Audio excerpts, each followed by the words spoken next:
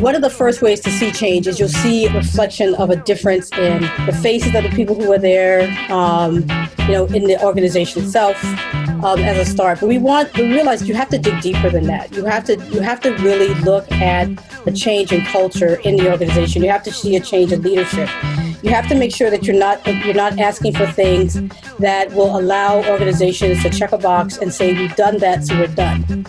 That's the voice of Ambassador Bonnie Jenkins, founder and executive director of Women of Color, Advancing Peace, Security, and Conflict Transformation.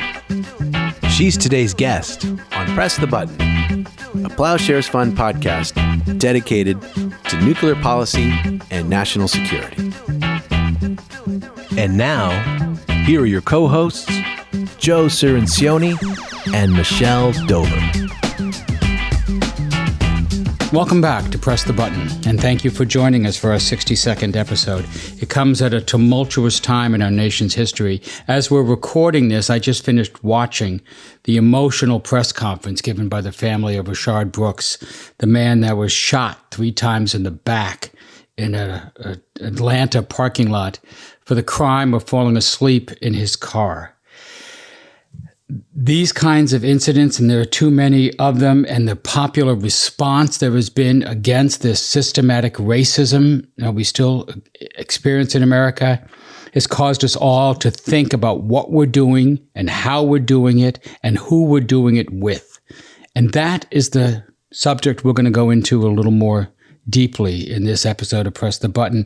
It's not an academic discussion. It's not a historical discussion. It's a very personal discussion we're having with Bonnie Jenkins, our newest board member and the founder of Women of Color, Advancing Peace and Security. We talk about it in the interview, and we also talk about it in the early warning segment that we begin our show with. Michelle, why don't you tell us what you have for us? That's right. So this week we're looking at 2 stories. The first is the ongoing protests and then accompany it, the debate about how individuals and organizations can fight racism and why their help, your help, all of you who are listening, is so desperately needed. I think my reaction to some of these protests, Joe, is that this is building the new future, the new policies we want to see. And it's going to take a lot of hard work. And we have Camille Stewart, one of the co-founders of Diversity and National Security Network, on to talk about it. We also talk about North Korea's threats against South Korea and whether inter-Korean talks are likely to restart. Just as these protests are going on here, there's conflict around the world, and we're trying to make sure that's covered too. Right. We have some very tough, complex issues in the nuclear policy space, but we can't consider these independent of everything else that's going on here. And that's why we're so pleased that Ambassador Bonnie Jenkins could join us this week. Bonnie previously served as an ambassador in the State Department working with the Bureau of International Security and Nonproliferation. As I said, she's the founder and president of Women of Color, Advancing Peace, Security, and Conflict Transformation. That's the full name. She was a former program officer at the Ford Foundation. That's where I first met her decades ago. And she joined our board just last month, our newest board member. We're thrilled that she could join us for this interview and give her advice on what she believes is happening in the country right now and how individuals and organizations can take a look at their own practices and make a real difference. Can I just say, Bonnie is also one of the key figures in promoting the global health security agenda. So when you want to talk about someone who's deeply involved in the crises of the moment, I just really appreciate her sitting down to talk with us in this moment where we have both a pandemic and systemic racism, as issues that we're having to confront. Ploughshares Fund has been proud to support her organization, WCAPS, since we began funding them in 2018. So it's really an interview that I hope you enjoy. And after the interview, we are making Joe answer a question from a listener. You are not off the hook yet. Great. I always look forward to these questions. I'm glad I get to do one more. You got me for at least a couple of weeks now. And for those of you who are listening to Press the Button, please help us promote this show. If you like what you hear, subscribe, share it with your friends. Follow us on Twitter. We're at PressButtonPod, at PressButtonPod. Please give us a review, leave us a rating so we know what you think.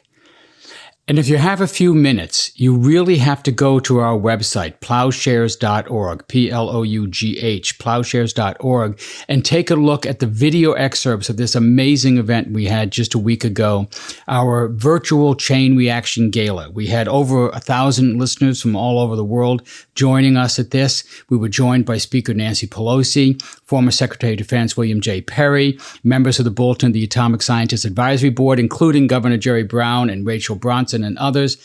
And I gave my valedictory, my last speech as president of Ploughshares, and was graciously introduced by Michael Douglas. You can see all this in the videos on the website. And most important, you can see our incoming president, the president who's going to be deciding grants in the future, that's going to be setting policy in the future, the one who's got the juice now, and that's Emma Belcher. She gave an amazing introductory speech. I think you're going to like it. And we exceeded our fundraising goal, raising over $200,000. And we are thrilled to be able to use this money to support those with the best ideas to reduce these risks. So thank you so much to all of our listeners who participated. We hope you enjoyed the evening as much as we did. But we have a full show for you today, so let's get to that. The clock is ticking. And now, early warning, early warning, early warning, early warning. A 7-minute synopsis of this week's nuclear news. Thanks, Dal. Today I'm joined by John Carl Baker, Senior Program Officer and Nuclear Field Coordinator here at Ploughshares Fund, and I am delighted to welcome Camille Stewart to the show. She is the former Senior Policy Advisor for Cyber Infrastructure and Resilience Policy at the Department of Homeland Security under President Barack Obama, and a co-founder of Diversity in National Security Network. She is also the head of security policy at a tech company. John Carl, Camille, you know the drill. We have 7 minutes to discuss the week's nuclear and national security news, and our time starts now.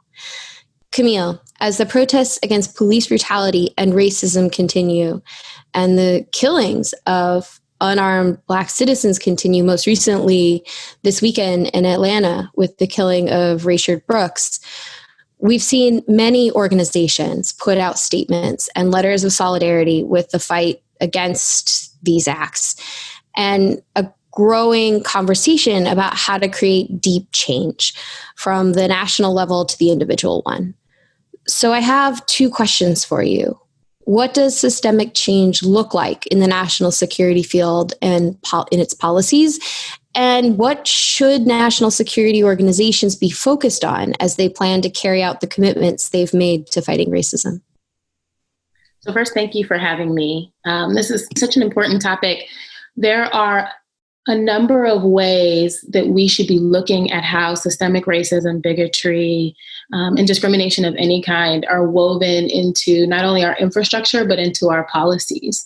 Longer term solutions, include reimagining the institutions that we have built, whether that's the federal government, our education system, media, NGOs, et cetera, and understanding how these systemic issues have been built into the very fabric of these institutions. But that's a longer term goal. In the short term, there are a lot of opportunities to take a look at the policies and the tools that we are deploying against some of our major national security threats to understand how race and systemic racism are a part of the problem. So in my industry, cybersecurity, I have ventured to talk a lot lately about how systemic racism is a cybersecurity threat. Not only is the technology weaponized by adversaries, but when we have these tools and systems that have bias built into them, it affects the outcomes and the efficacy of the mitigations we are putting in place. And we need to be aware of that as practitioners. We talk a lot about workforce issues, and while that's a great means to get a diverse look at some of these common problems, it is on all of us to be able to identify how race is intersecting with our mitigations. And so we need to be able to, as an industry, as a sector, name the problem.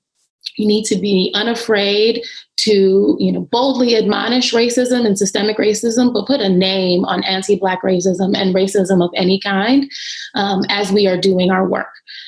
Additionally, for organizations, there are a lot of opportunities in the short term to elevate diverse voices, to make sure and mandate that your organizations are taking a look at their policies, at their programs with a lens towards discrimination and systemic racism, and to figure out how they can elevate new voices, pull new folks into the discussions, whether that's panels, research, employing campaigns that elevate the voices that are already in this space, because there are a lot of voices in this space.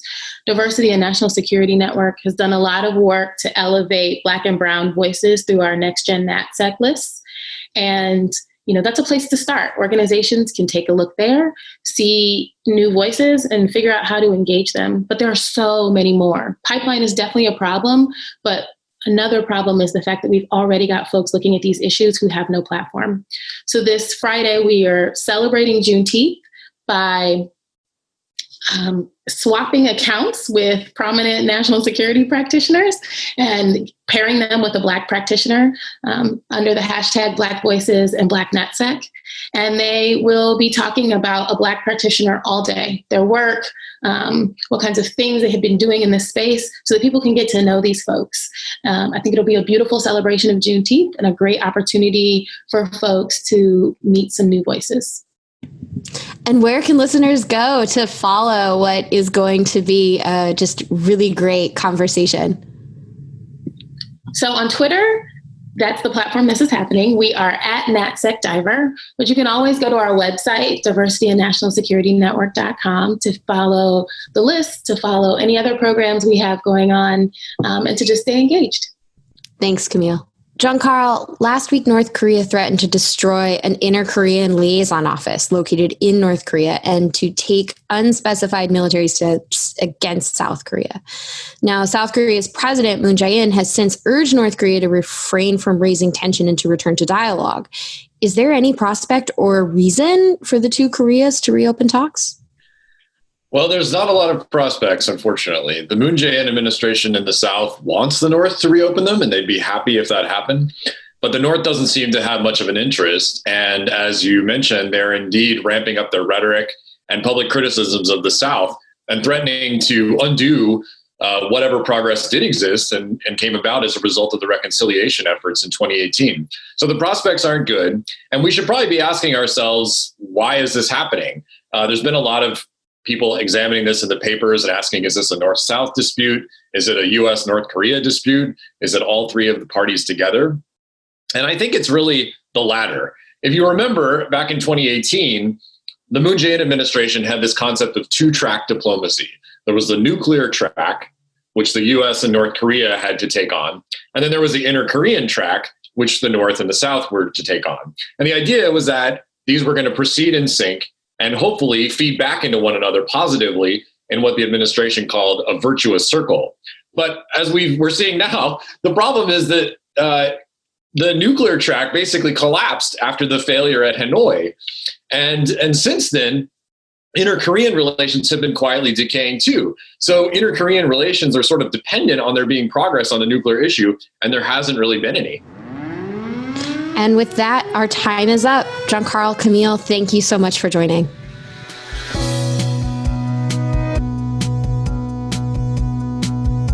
I'm Joe Cirincione, and Michelle Dover joins me for this interview. Hi, Michelle. Hey, Joe. We are here with Ambassador Bonnie Jenkins. Bonnie is the founder and president of the Women of Color Advancing Peace and Security and Conflict Transformation, a nonprofit organization dedicated to advancing the leadership and professional development of women in color in the field of international affairs. She is also a non-resident fellow at Brookings Institution, is a former ambassador at the U.S. State Department, where she served as coordinator for threat reduction programs in the Bureau of International Security and Nonproliferation. Bonnie, thank you so much for taking the time to join us today. Thank you, Joe. It's really my pleasure to be here. And I also want to publicly welcome you to the board of Ploughshares Fund. You were kind enough to agree to join our board. Thank you very much and welcome. Yeah, well, I'm looking forward to that as well, Joe. I've known Ploughshares and worked with Ploughshares for many years, so it's really an honor to be on the board at this point. Well, we're so pleased that you could join us. And if you don't mind, Michelle and I are basically going to have a conversation with one of our board members now. We want your advice on this moment that we're in, an unprecedented moment of protest and awareness that is sweeping the country on the issues of the systemic racism prevalent in our society. And let's start with news you made this week. Let's start with this letter you wrote and got what I understand is now 190 organizational leaders to sign this letter, including me. I was honored to sign this letter. Can you tell us about the letter and why you wrote it? Well, the reason why I wrote the letter, Joe, is because WCAPS had come out with a statement after the killing of George Floyd. And we wanted to just signify to the international community, to our own communities here in the U.S., just, our frustration with what was going on and a call that we need to make change. And so we posted the statement on Twitter, and we started to get a lot of other organizations and individuals retweeting it and saying that they endorsed the statement. And after receiving so many of those, we decided that maybe we should take this out of Twitter land and put it where more people can see that there are organizations who recognize that there needs to be a change. So that following conversations that I've had with other organizations led to the desire to write the statement and have other organizations sign on and endorse it. With the recognition that the letter would include not just the condemnation of the killing of George Floyd, not just the recognition that there need to be change, but also that organizations could commit to saying that they're going to try to make a change. And so the letter was one to show that there are organizations that recognize the need to make a change, organizations that realize that maybe they haven't done enough and they need to do more, some who want to just start doing more, to start doing something, and others who have done some and really want to commit to doing what they can. So that's really why the letter was written. Bonnie, I found the statement really powerful, and anyone who wants to read it should go to the website, WCAPS.org, to see it. And you go on to list really specifically some of the things that organizations should be working on: hiring, writing, reading, pay, so many other areas to really change how this broader field looks and functions, who it welcomes in, and what it prioritizes. So I'm just wondering for you, what would you see as the first signs of significant change? What to you is going to tell you that people are following through on those commitments? Thanks, Michelle. And first, I do want to acknowledge my colleague who's also helped me write this paper, who's also at my organization. Netta Shaheen, who's my fellow, who's my partner in crime, I guess, in writing all of this. It's very interesting because when we thought about the commitments, we know that there are commitments that are often made by organizations for change. And a lot of times they are on the facade, they're on the face. And we realize that sometimes, as you said, one of the first ways to see change is you'll see a reflection of a difference in the faces of the people who were there, in the organization itself, as a start. But we realize you have to dig deeper than that. You have to really look at a change in culture in the organization. You have to see a change in leadership. You have to make sure that you're not asking for things that will allow organizations to check a box and say, we've done that, so we're done. So, for example, when we say change the face of the organization, and that really means exactly what it sounds like, which is it should look different. When you go on the website, you should see differences. And so many times you have organizations that on the facade, they do a few things that look like they're making change, but then when you go and you dig a little deeper, you don't see that it's deeply in the organization itself. The board, the advisory committees, all of those have to also reflect diversity, because that also signifies that the organization is taking these things more seriously. A lot of time board members stay on the board for 3-4 years. And so that's an investment, and that's showing that an organization is investing in a future of having diversity within their organization. We need to start talking about these things that really show that the people who have the power, the people who have the privilege, the people who are making the decisions about the organization themselves recognize that has to be a change. And that, I think, has been one of the most challenging parts of diversity and inclusion, is making sure that the ones who are what I call the gatekeepers are really understand that there has to be a change, and they're willing to bring more people in that are diverse. I want to go deeper into this, but first let me back up a little bit. And can you tell us a little bit about WCAPS? And let me start with an anecdote. This morning, I was talking to one of my former students, Jessica Gotts, who I believe you talked to recently. She's now a major in the Air Force Reserve. She's stationed in South Korea. And she was looking for career advice. She's thinking of going on to a PhD program after graduating with her MSFS from Georgetown. Little plug there for Georgetown. And she said she was engaged with you. Is this one of the things you're trying to do at WCAPS, is to help women of color personally advance in the field? So it's not just about institutional change. It's about helping individuals find a way to fit into the international security field and then stay there? Yes, thank you, Joe. I mean, that's very true. There's actually 3 pillars of WCAPS. One is to work with young women of color. The second is to work with mid-career. And then the third is looking at the culture. And what this is basically showing is that ultimately, when I first established WCAPS, I was thinking about making sure that there's diversity at the policymaking tables. In Washington, D.C., for example, making sure that there's diverse voices, diverse perspectives, diverse cultures when we're making policies that's going to be affecting other countries, but also affecting us as well. So if you're really going to do this, if you're really going to defend diversity, equity, inclusion, if you're really going to do this, trying to diversify foreign policy, you have to recognize, you have to look at the whole person. Make sure they know that the job opportunities are out there, the mentorship programs that we have for them, providing them with, a sense of other women who are out there, developing that network so they don't feel like they're by themselves. It's really looking at it from the perspective of trying to deal with the fact that we have a culture in America that all the way through their careers, they're constantly told that they can't make it. They're constantly told that they're not good enough. That's exactly right. That's exactly what Jessica told me. By the way, I asked if I could mention her on this podcast. Okay. that she's, you're told you're going to do this. You're giving the briefing. That's exactly right. Right. And so you have to.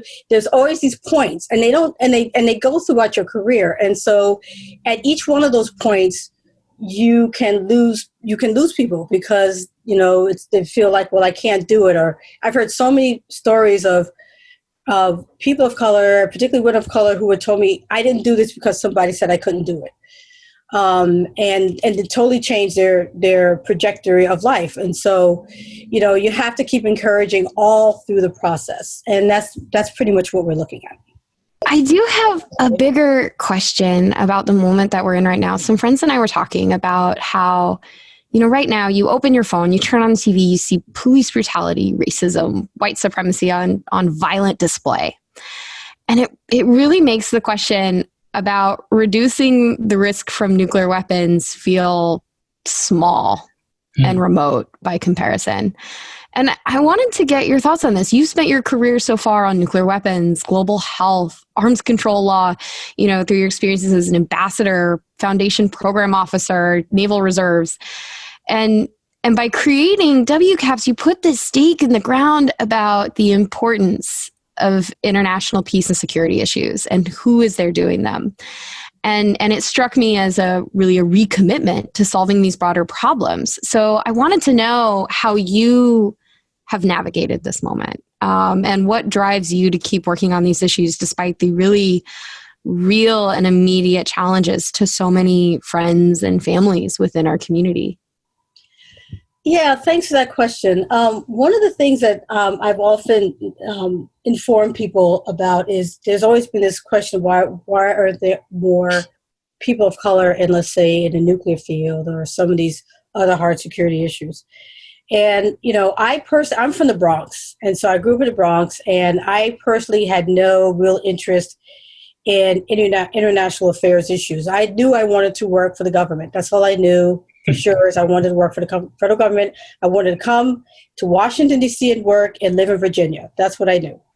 And it was only after I arrived in D.C. that my interest started to peak on issues of weapons of mass destruction. And part of it is related to the question you asked, is when you're growing up, for example, in the inner city, you're not thinking, and I'm making a statement, I'm not generalizing for everyone, I'm just my experience and others I've known. You are thinking about these other things that you face every day. So, if you're walking around and you're worried about, getting in a car and driving someplace because you may be in an area where you may be stopped and frisked and killed in the long run because of color of your skin, or that they don't particularly like something about you because you're different. You have other issues that are facing you. And so that is going to drown out a lot of other things. And that makes a lot of sense. And so it's always a challenge to try to get some of these issues that to many seem a little more esoteric to what's happening every day in front of them. And so one of the things that I often found interesting, and one of the reasons why I started my podcast series, because I started hearing stories from other women of color about how they got into these fields. And a lot of time it's because a professor told them about it. Someone had a professor who they liked and said, you should take this course on nuclear issues. And because they liked the way the professor taught, they took the class. And I ran into a lot of these kind of stories where it wasn't they grew up with an understanding, or they had a father or a mother who worked in these fields or related fields. They just learned about it just by happenstance, which I thought was very interesting. But I think the challenge has also been helping people understand the connections between what happens overseas, what happens internationally, and what happens domestically.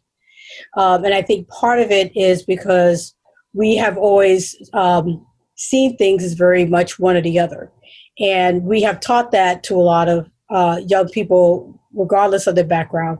But then you also have the added challenge that if you're growing up as a person of color, you also have these other things that make you focus on domestic issues and focus on the fact that, you have to get health care, you got voting rights, you got racism, you got discrimination, you got all these other things going on. So that's naturally going to capture your attention because that's about your very survival. It's about your health. It's about things that really do impact you. So it is a challenge, but you can make the connections. And, people, I think one thing that's happening now is people are better understanding how what happens here, race relations, has not just domestic impact, but has international impact on peace and security overall. Nuclear weapons issues are related to peace and security issues. These things are connected. It's just people haven't really made a lot of those connections, but those connections can be made. And hopefully, some of the things that, WCAPS is doing now is making those connections, not just on the nuclear area, but in other areas that we should be more focused on. I want to ask you a bigger question here on the bigger picture, but first I have a smaller question. Where in the Bronx are you from? I'm from the Bronx. Where did you grow up? I'm from the South Bronx. I'm from not far from Yankee Stadium. I'm a Yankee fan. I'm a little more central. I was born in Parkchester, which is now I know Parkchester very well. Yeah, well, my father, after the war, we were in veterans housing, only housing he could afford. It's now an AOC district. She represents that. Are you in her district? Yes. It goes all the way to Yankee Stadium. Okay, good. Thanks.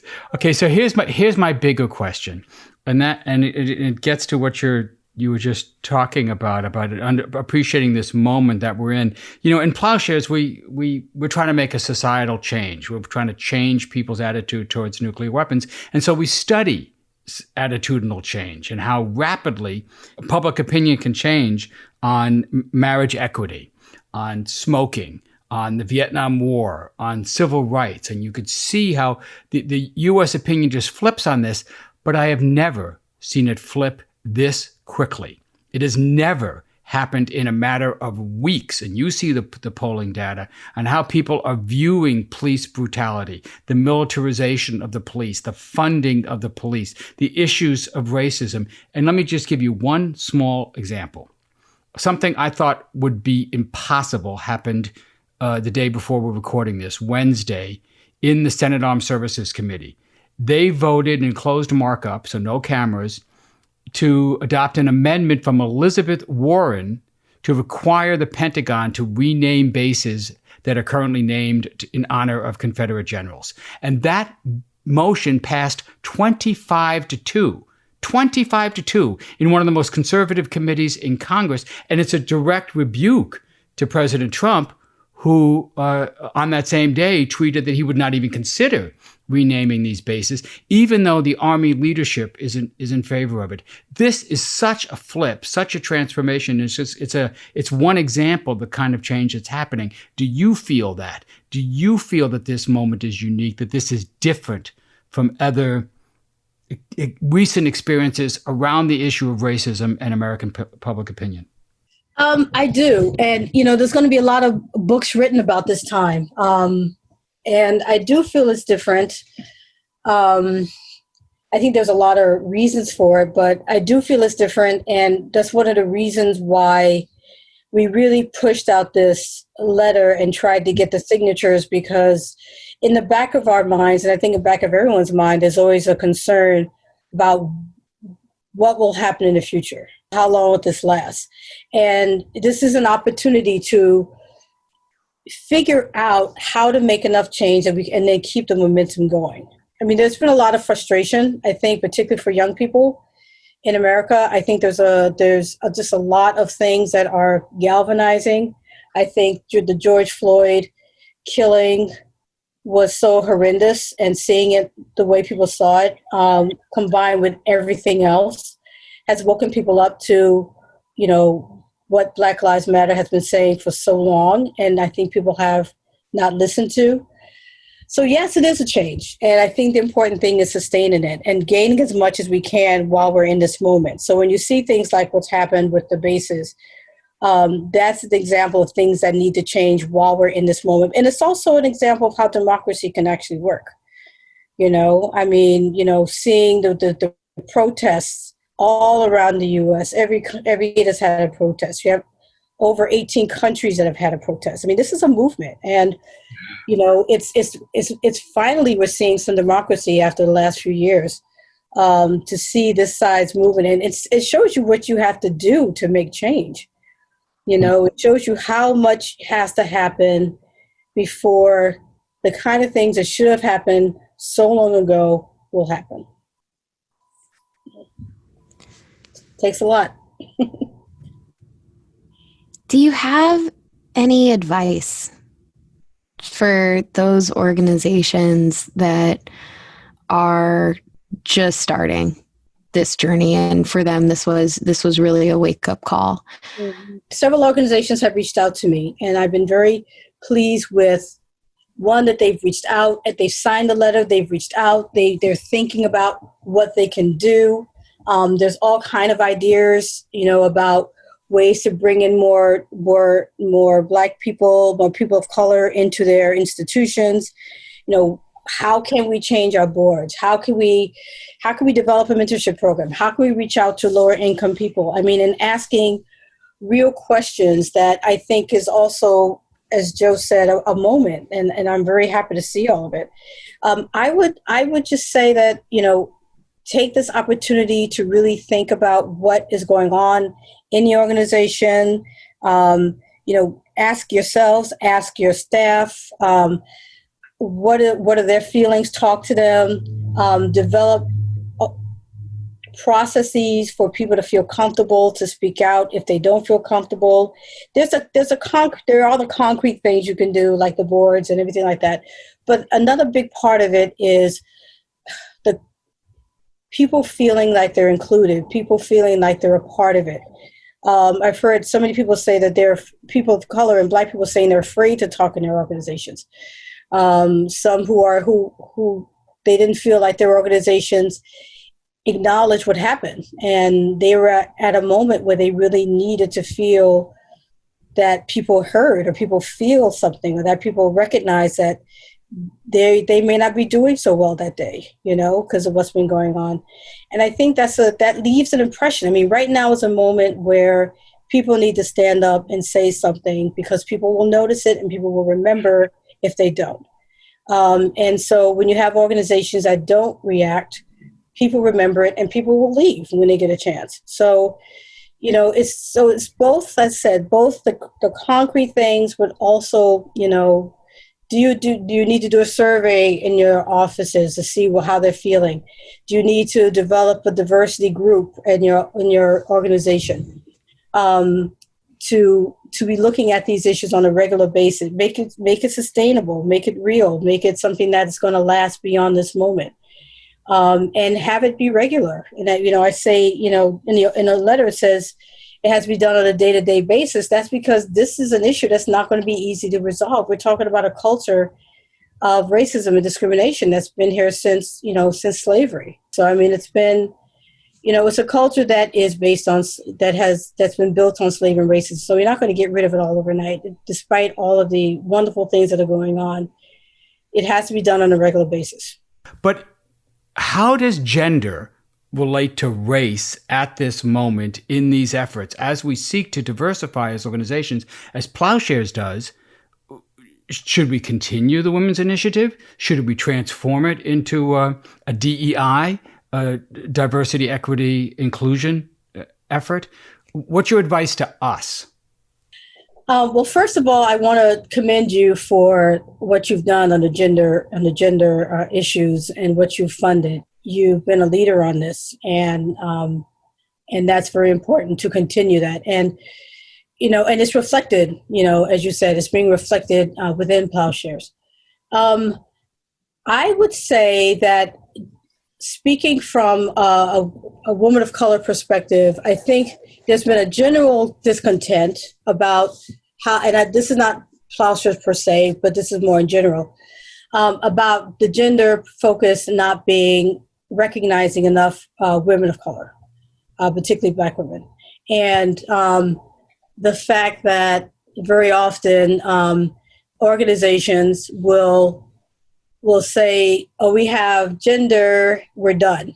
We got the diversity thing, we're done. And a lot of times it's white women and it's not women of color. So I think that there needs to be, and that's actually one of the things that's in the commitment letter, is to recognize that gender does mean different types of women, different women with different backgrounds and different cultures. As well. So I think that's something that organizations overall need to think about when we're talking about diversity. You can't just sit back and say we're done after you checked off gender. And then, of course, diversity has many different hats.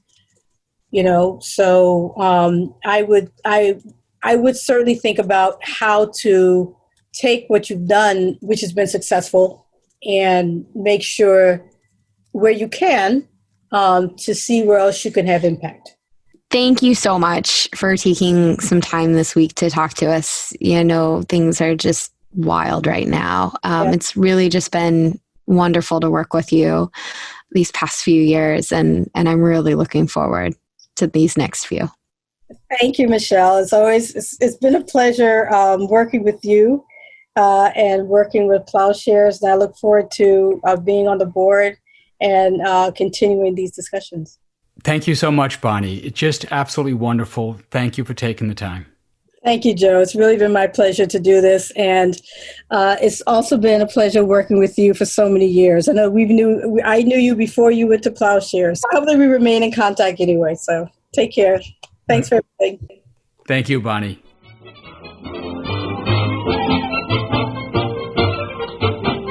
Letters. We get letters. We get stacks and stacks of letters. Joe, are you ready for this week's question? This might be my last question, so I better be ready. Let's go. Well, today the question comes from Tom, and he submitted his question during the Chain Reaction Gala. So here goes. Why hasn't Congress made the issue of the president being the only person with the authority to launch a nuclear attack more publicized? And why hasn't Congress addressed this through legislation? Is this a partisan issue? Good, very good question. I'll see if I can remember all parts of it. So number one, traditionally, Congress has been somewhat reluctant to get involved in the highest levels of nuclear strategy.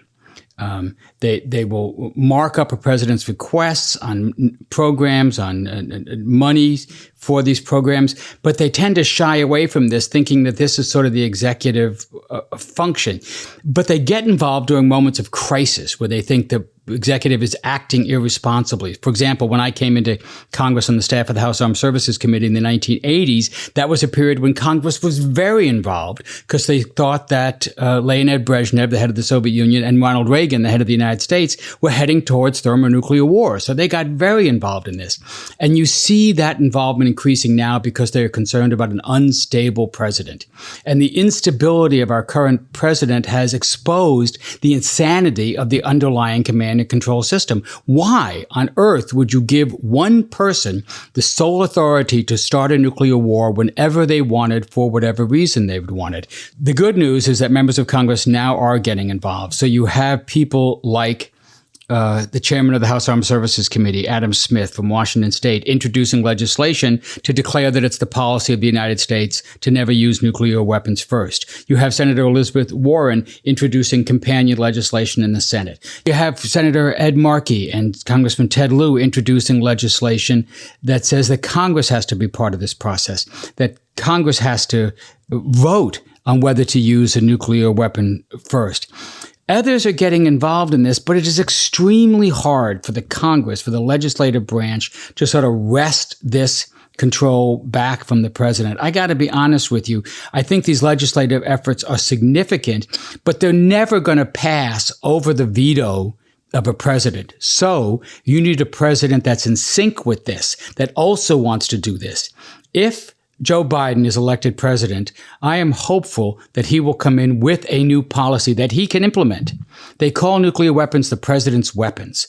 And that means the president can decide what the terms of use are with the eventual concurrence of Congress. But the president has the lead, and the president can come in on day one. The president can declare that it shall be the policy of the United States to never start a nuclear war. It can be the policy of the president to say, I will seek the advice and consent of Congress before using a nuclear weapons first. That's the kind of thing that you need the executive to do. Where I think you might also look for congressional action is defunding some of the most destabilizing parts of the nuclear complex. So you might not be able to change the doctrine from Congress, but you can eliminate the ICBM, for example. This destabilizing first use weapon, the ICBM, you don't need it. It makes nuclear crises more likely to escalate into unintentional, accidental launch or the basis of miscalculation. These are the kinds of things I'm looking for Congress to do. At the least, by defunding the ICBM, you can send a very strong signal of Congress's desire to change U.S. nuclear policy. And has it become a partisan issue? Absolutely. And this is what you see. The Republicans always want to use these issues to show that they are tough and Democrats are weak. So it always helps to have a Republican champion on these issues. We've enjoyed that in the past in things like Nunn-Lugar legislation. Democrat Sam Nunn, Republican Richard Lugar, working on cooperative threat reduction. It would be extremely useful for a Republican senator or a Republican ranking member of the House Armed Services Committee, for example, to step forward. Unfortunately, none of them have shown the courage or the wisdom to do so. Another week, another question. Thanks, Joe. Thank you, Michelle.